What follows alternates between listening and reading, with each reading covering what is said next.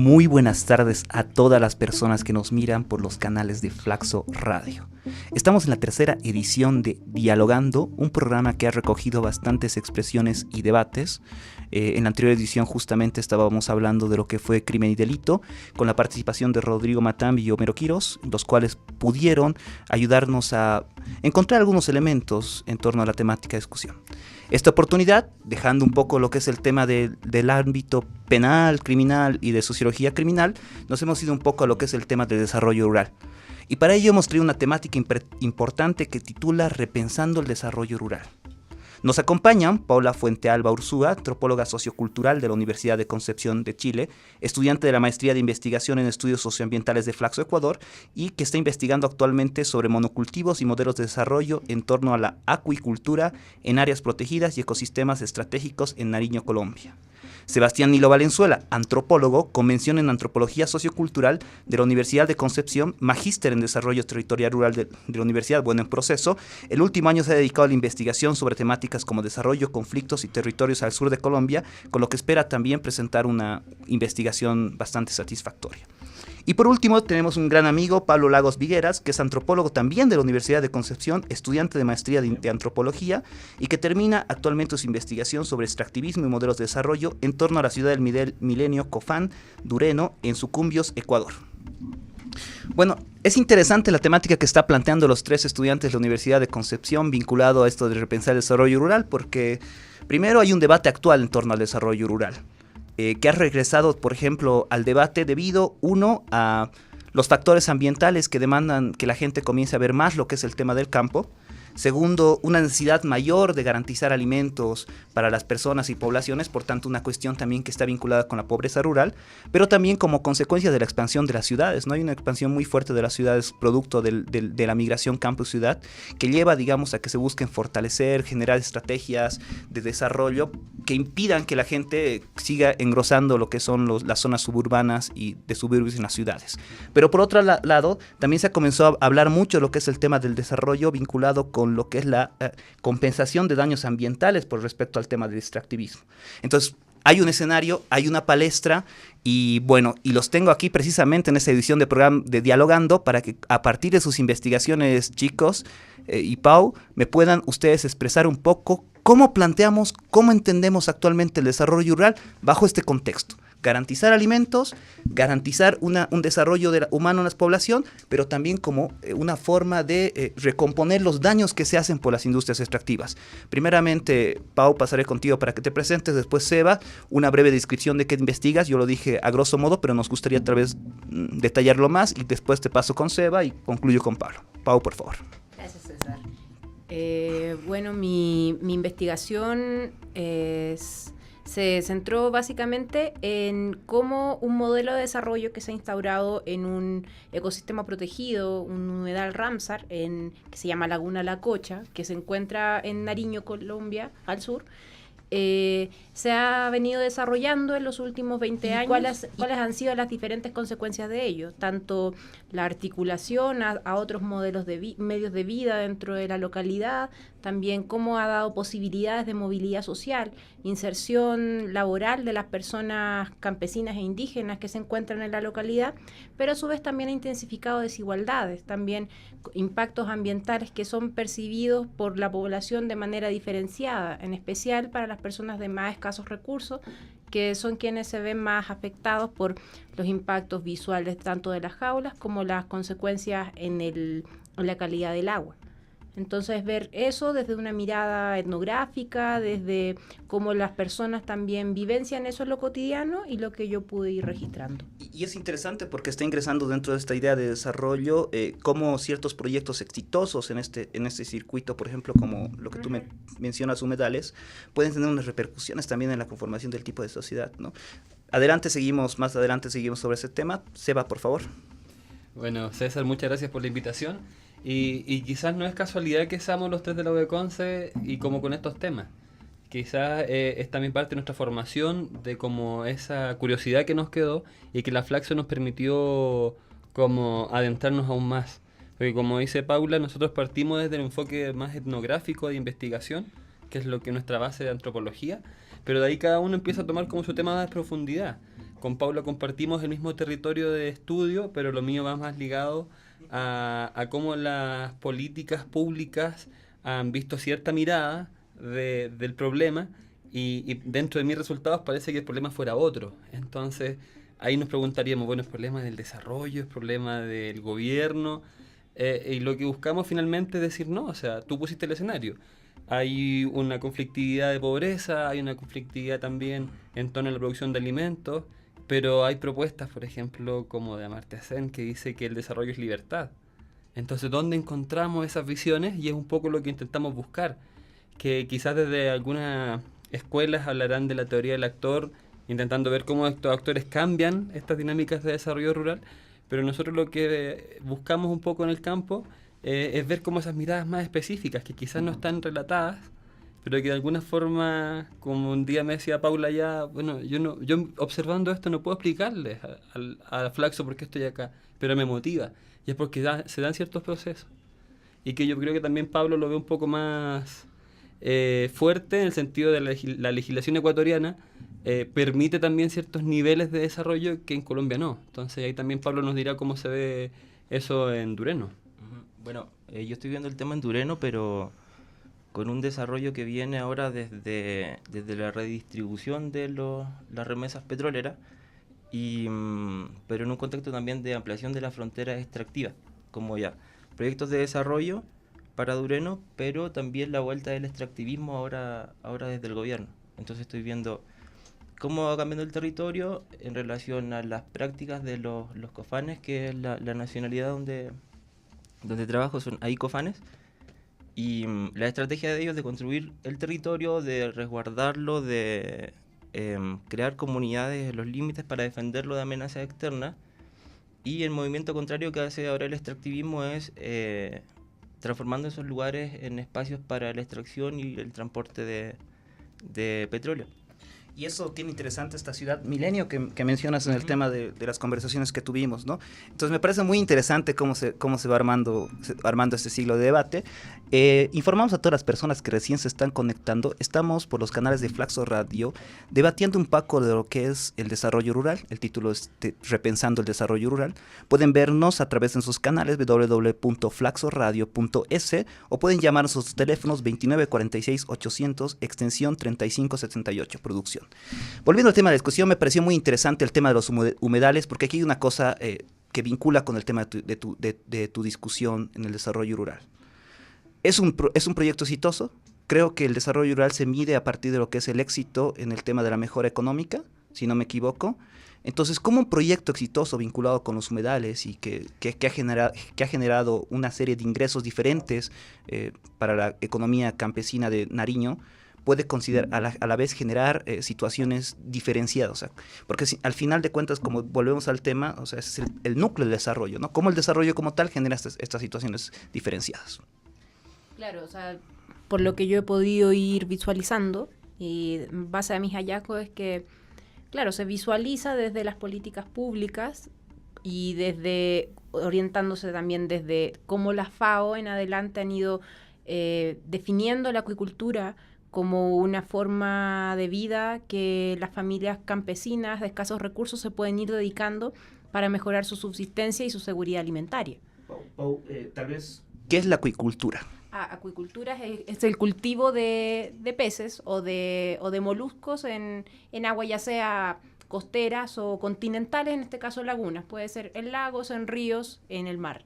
En este caso, en el contexto de una laguna que abarca la mayor parte de su espacio, es un humedal Ramsar, que implica que tiene un reconocimiento internacional, que es un ecosistema protegido y por ende con una serie de normativas que regulan las actividades que allí se pueden realizar.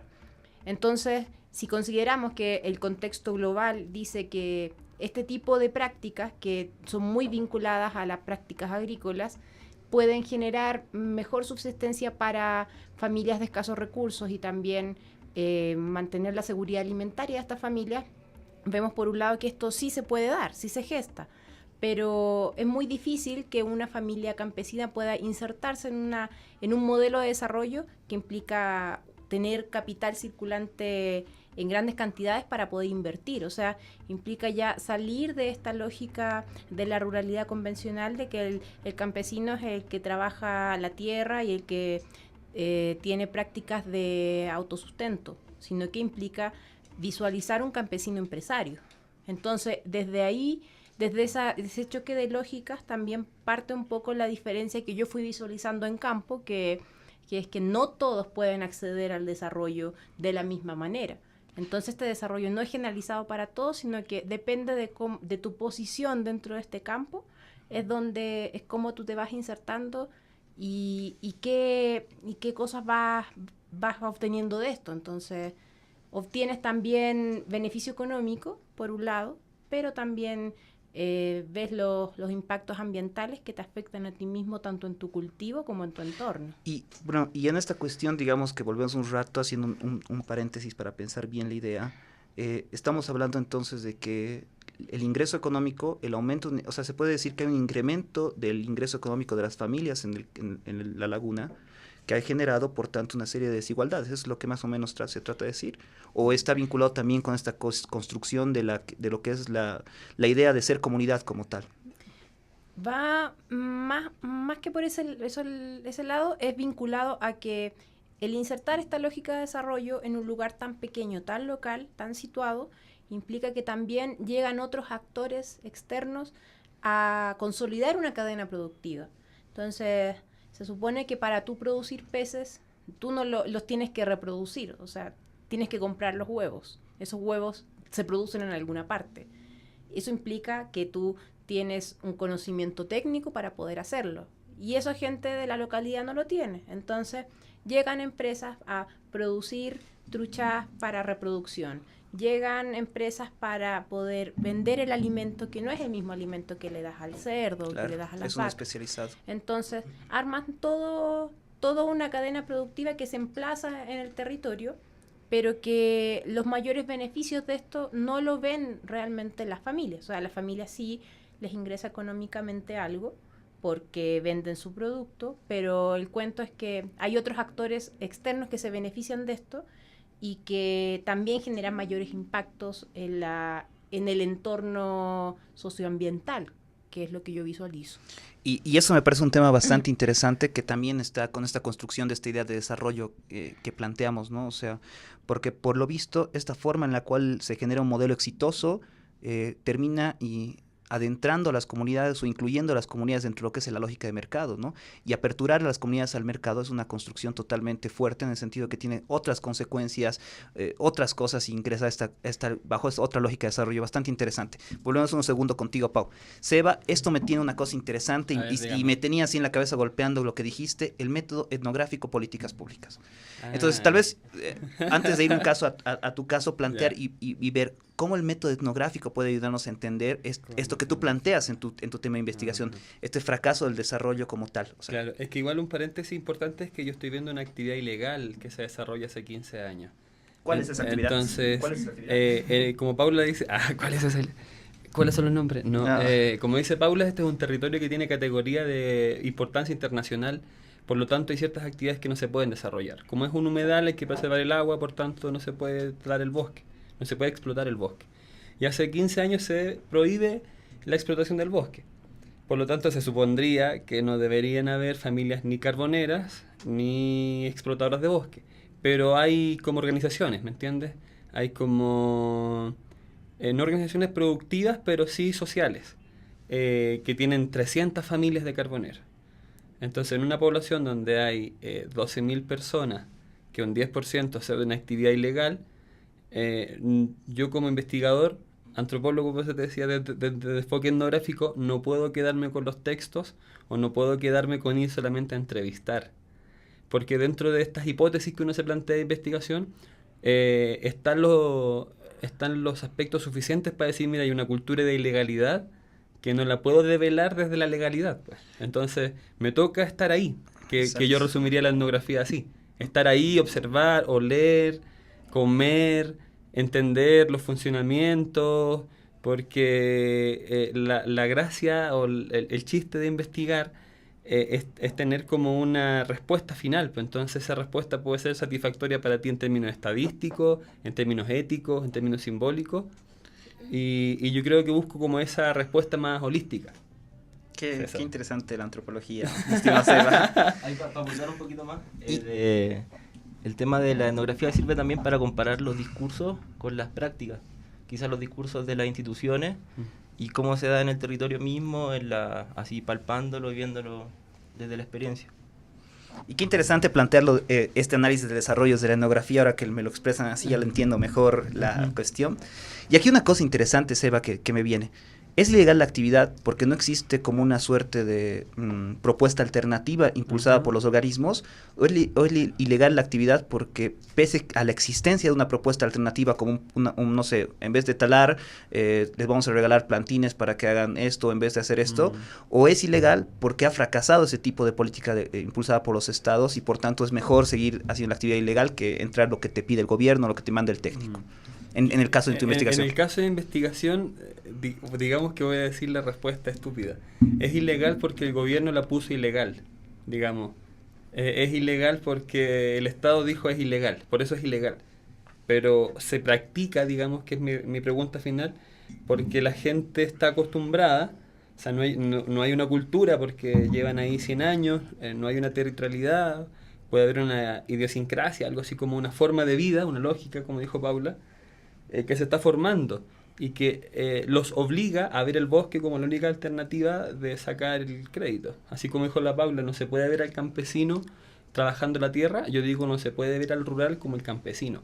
En lo rural hay campesinos, hay carboneros, hay indígenas, hay afro, y dependiendo de la realidad de cada territorio hay 1 millón de actores más extraterritoriales que a veces nos tapamos, o sea, no vemos a la empresa, aunque esté su oficina ahí. Decimos, no, los actores es la comunidad. Entonces, como por ahí te digo lo que hizo un poco Pablo, vemos en la etnografía o en el método etnográfico esto de comparar lo que la gente piensa, dice y hace. Solo que la gente para nosotros no es la gente que produce el hecho social. O sea, si yo veo la actividad carbonera, no es solamente al que está talando el bosque, sino que es llegar a toda esa cadena. El que compró el carbón, el que llevó el carbón, el que requisó el carbón, el que puso de ilegal el carbón. Y como te digo, disculpa César, es que parto con una idea del carbón ilegal y me doy cuenta que no, pues hermano, es que el Estado quiso hace 15 años poner soluciones sostenibles, pero el Estado es un gobierno, entonces no da soluciones sostenibles. Y esto me parece muy interesante, Seba, en el tema de, por ejemplo, de la coca. Me parece muy aplicable porque una de las causales, por ejemplo, del ilícito de la actividad de la siembra de coca, por ejemplo, en los campesinos, es el fracaso del desarrollo alternativo como tal.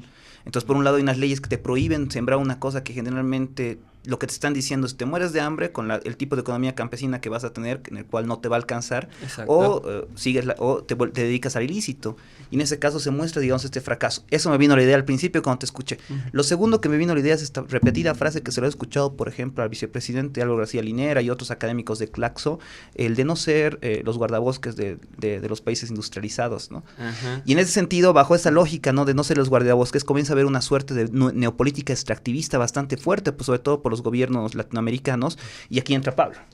Aquí entra Pablo y eso me pareció muy interesante, lo que es la ciudad del milenio. Contame qué es la ciudad del milenio, contanos un poco de lo que es, cómo se gesta y se establece esta cuestión de la ciudad, y a partir de eso, cómo el extractivismo va estableciendo este tipo de ciudades, pero también cómo el extractivismo va planteando desarrollo, porque al final de cuentas creo que es, nos dejan sacar estos recursos y nosotros les damos desarrollo. Entonces también es una cuestión de desarrollo. Bueno, sí, es así, pero se plantea de otra forma. Por ejemplo, el discurso del gobierno fue que a la Amazonía Norte, donde corresponde Dureno, nunca había llegado el gobierno con políticas de desarrollo, vivienda, etcétera, abandonados totalmente por el Estado. Entonces, con la redistribución petrolera de ahora, del socialismo del siglo XXI, el Estado sí se preocupa y salda la deuda con la Amazonía Norte, construyendo 3 ciudades del milenio: Pañacocha, Playas de Cuyabeno y Dureno, que es la tercera. ¿Qué es una ciudad del milenio, Pablo? Es un proyecto de ciudad como urbano, pero en la Amazonía, pero con lógicas de vivienda de ciudad, así como casas construidas por barrios, las casas cercanas unas a la otra, así como en manzana.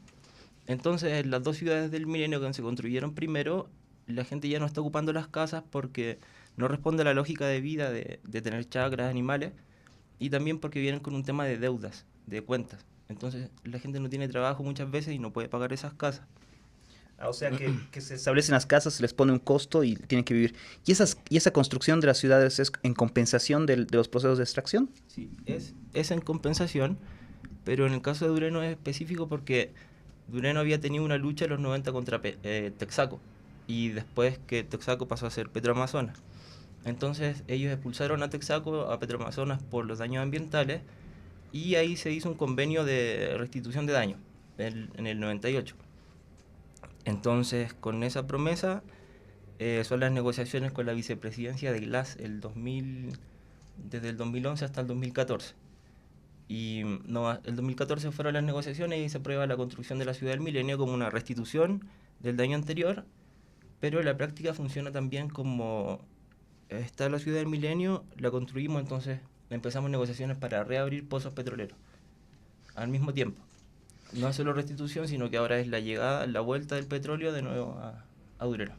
Entonces, volviendo, ¿no?, a armarse esa idea del desarrollo rural bajo un escenario en el cual se pueden vender alimentos y generar recursos, pero te introducen el sistema mundial de mercancías y por tanto introduce las comunidades al mercado internacional, que es terrible, teniendo desarrollo rural como este fracaso, digamos, de las políticas de desarrollo y por tanto que terminan promoviendo un tipo de informalidad e ilegalidad para poder mantener la economía, y viendo el desarrollo vinculado como una construcción top-down, a partir de lo cual los estados tratan de resarcir daños, pero que en el fondo no engloban lo que es el tema de las características espaciales. ¿Por qué no engloban las características socioculturales de las comunidades, las ciudades del milenio? Bueno, podrían hacerlo, pero en la práctica no se ha hecho porque en realidad es más barato construir una ciudad que 5 comunidades, como era Dureno originalmente, como 5 ciudades en cada comunidad. Entonces lo que hicieron en Dureno fue agrupar a toda la población en un centro urbano, con casas de tipo manzana que no permiten chacra ni animales. Entonces las prácticas de reproducción de la vida de los aicofanes tienen que ver con la chacra, tienen que ver con las gallinas, con el bosque, con sus lugares que están posicionados estratégicamente al lado de ríos, cerca de recursos. Entonces es difícil reproducir la vida como antes en una ciudad nueva con una organización territorial nueva. Como que hay quiebra de diferentes espacios, tanto como de reproducción material de la vida y también de conflictos entre familias que se fueron de Dureno en un tiempo y ahora tienen que volver obligados a vivir juntos. Y también quería señalar el caso de Sociobosques, que igual opera en Dureno, y que eso que tú decías de ser guardabosques, perdón. El guardabosques del imperialismo. Sí, también funciona en Dureno. Es un programa de conservación de zonas protegidas de la comunidad, que tiene casi 10.000 hectáreas, pero esos servicios ambientales se venden en mercados internacionales de carbono. Ecuador los vende. Entonces, esos mismos programas limitan el uso de la tierra en Dureno, limitan como el acceso a la madera, a cazar, cosas así. Oh, qué terrible. Ajá. Muy interesante la Universidad de Concepción, presente y demostrando realmente una buena presencia. Entonces, dado esta situación que ustedes exponen, les lanzo una pregunta a los tres. ¿Cómo entendemos el desarrollo rural bajo estas condiciones? Paula, Seba, Pablo, ¿quién quiere comenzar? ¿Cómo entendemos en este contexto el desarrollo rural? ¿Sí? Pensando. Tengo una pregunta, la respuesta práctica y la posmoderna. La posmoderna es que es de y de construir frecuentemente. O sea, que así como con esas 3 palabras hay que estar dándole vuelta a todo. Pero ¿cómo construimos el desarrollo rural? Lo complejo es que entendemos por un lado como desarrollo y por otro lado como rural. Porque dentro de nosotros 4 puede haber una idea de lo que es rural, pero ya el hecho de que tú dijiste antes bottom-up o top-down es lógica distinta. Claro. Entonces ya hacer ese cruce de lógicas se nos hace complejo discutir qué materializamos como desarrollo rural. Y ahí es donde tengo como esa respuesta positiva, y es que es en Latinoamérica. Brasil, por ejemplo, tiene buenos ejemplos, valga la redundancia, de cómo hacer desarrollo rural, de cómo integrar. Ahora, ¿qué expuso Paula de esto de entrar al mercado? Es lo que aún nos queda la deuda. Porque a mi parecer no puedes estar fuera del mercado.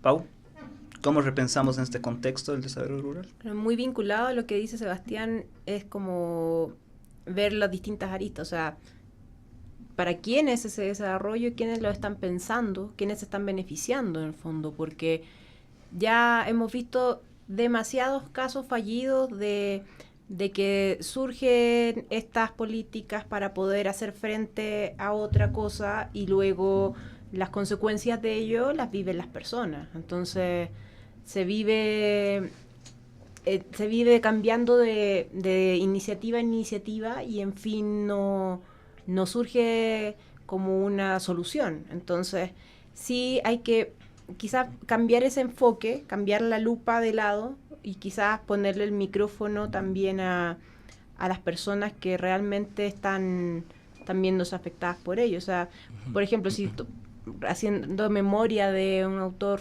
James Ferguson, que en un libro donde documenta un caso específico que es en el Lesoto, en África, de que ahí era la cuna de la ONG en los años 90, pero que finalmente hacían distintas iniciativas de desarrollo rural para transformar a la gente en agricultura, por ejemplo. Pero la gente no quiere ser agricultora, entonces, ¿qué quiere hacer la gente? Punto que eso sí es bastante complejo, porque hemos visto ya que no sé, acá en Ecuador o quizás en Bolivia, que se han dado cierta potestad, ya sea a pueblos indígenas o a distintas comunidades o espacios para poder hacer frente y darle las herramientas para poder hacerse cargo de su desarrollo. Pero finalmente, ¿realmente sirve eso? O sea, ¿cómo hacerlo? Porque si es que es reproducir la misma lógica que es unilateral, de que sí vamos a descansar en los líderes que puedan darnos las respuestas, yo no creo que vaya por ahí. Yo creo, para complementar un poquito, Claro, Pablo, que es bien importante ahí el peso de los actores involucrados y de las lógicas que se ponen en juego en los proyectos. Porque si viene un proyecto desde el Estado, de cualquier organismo que reproduce lógicas que vienen de los organismos de desarrollo internacionales, quizás los proyectos no funcionan como podrían funcionar si se respetaran algunas lógicas económicas, sociales de las poblaciones beneficiarias, porque en la práctica a veces el aceptar o rechazar proyectos de desarrollo en las comunidades, la respuesta es sí o no, pero no se pregunta acerca del contenido o de las formas de aplicar, ¿cachai? Como que si hubiera ahí instancias de negociación o de posicionamiento de los beneficiarios, o que se puedan dar esos proyectos, o sea, esas negociaciones sería... Claro, sería o sea, más o menos que permitan no establecer. Pau, por favor. Sí, como complementando lo que decía Pablo, lo que yo reivindico que la falla, por eso la antropología me parece muy importante para pensar la política pública, que la falla del desarrollo suele ser siempre cultural. Es porque no se acopla a estas lógicas que pueden ser muy diversas, que están en un mismo espacio, entonces se instala una sola, que no todos pueden correr hacia el mismo lado, o sea, no todos reman de la misma manera. Entonces, de alguna manera, es necesario que se entienda eso, o sea, no todos van a querer lo mismo. Entonces, por ende, no todo, en el caso de mi investigación, por ejemplo, no todos van a poder producir truchas, que en este caso, porque no todos saben cómo hacerlo, no todos quieren hacerlo. Perfecto. Seba. Y ahí importante un poco, César, que ya hay, como dice Paula, cambiar el prisma. Entonces hay algunos compañeros, o dentro de también lo que hemos explorado nosotros, como el movimiento rural por la tierra y el territorio, que es a nivel latinoamericano, que busca más bien casos exitosos dentro de este desarrollo alternativo, como queramos llamarle, y ya no se centra en los que no quieren. Porque Paula decía, bueno, puede que nosotros desgastemos haciendo política pública para que haya desarrollo sostenible, pero si los actores sociales o las bases sociales no quieren. Yo ahí como que levanto banderas por el movimiento, por ejemplo, que ya lleva 4 años intentando buscar casos exitosos en Latinoamérica y ver gente, por ejemplo, gente que haya vuelto de la ciudad al campo, que está haciendo agroecología, que está haciendo temas innovadores y ver como respuestas. O sea, ya no quedarnos discutiendo el problema, porque uno sube el ascensor de Flaxo y hay como 1 millón de nombres nuevos de textos e investigaciones, pero que a veces se van en esa reflexividad del concepto y el problema. Pero bueno, lo que dices tú, bueno, ¿cómo avanzamos? Quizás lo que tanto nos estudiamos en en alternativas quizás se está dando y está allá afuera. Y por eso, como también levantando bandera por la antropología, decimos el estar allí porque de verdad están cosas pasando afuera, así que son ajenas a veces a esta dinámica de desarrollo más hegemónica que decía Pablo. Claro, es una lucha por las visiones de desarrollo, ¿no? Que se establece entre una idea que se tiene y una idea que también es válida, porque ahí, Pablo, y quiero que me ayudes a esto, porque si bien es cierto, es una cuestión muy fuerte el extractivismo. ¿Cómo compensamos a la población de las ciudades, por ejemplo, que demanda hospitales, que demanda carreteras y demás cosas, y a la vez conciliamos estas ideas de las comunidades de respetar sus territorios, por ejemplo, o respetar su forma de vida?